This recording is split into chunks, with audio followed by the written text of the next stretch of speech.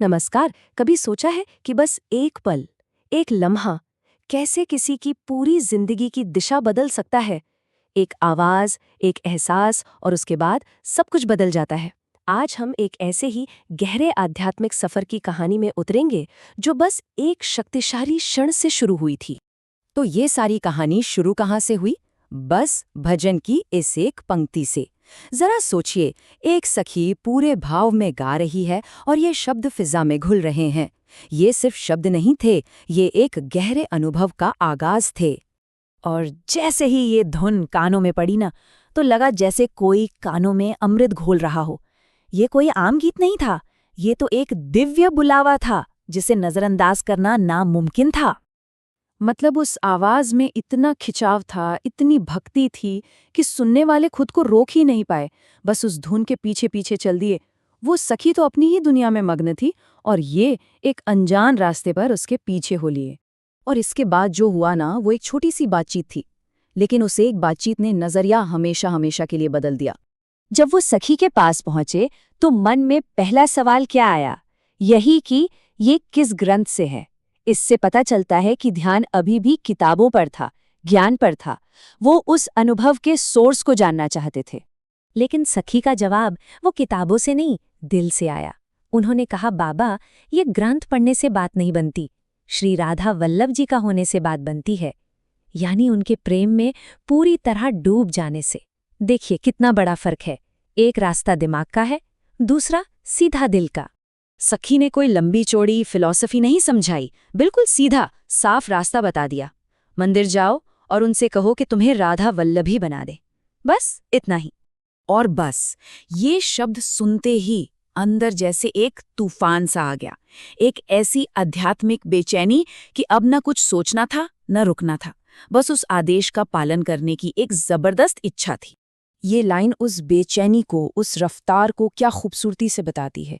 वो कहते हैं कि मंदिर की तरफ ऐसे दौड़े मानो जमीन पर पैर ही ना हो, जैसे कोई हवा उन्हें उड़ाकर लिए जा रही हो और सब कुछ पीछे छूट रहा हो। ये सच में अविश्वसनीय था। सलाह सुनी और अगले ही पल दौड़ते हुए पूरी परिक्रमा की और सीधे मंदिर। एक पल भी नहीं गवाया। ये कोई ऐसी अंदरूनी ताकत थी जो उन्हें अपनी ओर खींच रही थी। और अब कहानी अपने सबसे भावुक मोड़ पर पहुंचती है। वक्ता गुरुओं के सामने पहुंचते हैं, थके हुए, हाफते हुए, लेकिन पूरी तरह से समर्पित अवस्था में। मंदिर में घुसते ही उन्होंने साष्टांग दंडवत किया। ये सिर्फ जमीन पर लेटना नहीं था, ये अपने मैं को, अपने अहंकार को, अपने सारे ज्ञान को, सब कुछ गुरु के चरणों में रख देने का प्रतीक था। और फिर उन्होंने वो शब्द कहे जो सीधे दिल से निकल रहे थे। ये कोई मांग नहीं थी, ये एक पुकार थी, एक भक्त की अपने भगवान से जुड़ने की सच्ची फरियाद। इतने गहरे समर्पण का जवाब भी उतना ही कमाल का मिला। गुरुओं के चेहरे पर हैरानी नहीं, बल्कि एक आनंद था, एक स्वीकृति थी, जैसे वो जानते थे कि ये पल आने वाला है। एक गुरु, आनंद गोस्वामी जी, वो तो खुशी से ताली बजाकर बोल पड़े। ये शब्द बताते हैं कि ये कोई अचानक हुई घटना नहीं थी। गुरु ने तो पहले ही अपने शिष्य की भक्ति को पहचान लिया था। हाँ, गुरु ने पहले भी ध्यान दिया था कि जब ये राधा वल्लभ लाल जी को देखते थे तो उनकी आंखों में एक अलग ही भाव होता था। उन्हें पता था कि एक दिन ये भक्ति इन्हें यहाँ तक खींच ही लाएगी। ये तो जैसे होना ही था। और जो मुख्य गुरु थे, पूज्य श्री राधेश लाल जी, उन्होंने तो एक पल की भी देरी नहीं की। कोई सवाल नहीं पूछा, कुछ नहीं, सीधा बोले, देर क्यों, ये श्री जी का आदेश है, चलो शुरू करो। यानी ये उनका नहीं, बल्कि सीधा श्री जी का हुक्म था। कृपा बिना किसी शर्त के बरस रही थी। और सबसे दिलचस्प बात तो ये है कि उस वक्त उनकी जेब में 1 रुपया तक नहीं था। इससे साफ है कि इस कृपा के लिए, इस दीक्षा के लिए दुनिया की किसी चीज की जरूरत नहीं थी। ये तो बस शुद्ध आध्यात्मिक कृपा का पल था। तो ये कहानी हमें एक बड़े सवाल पर लाकर छोड़ देती है।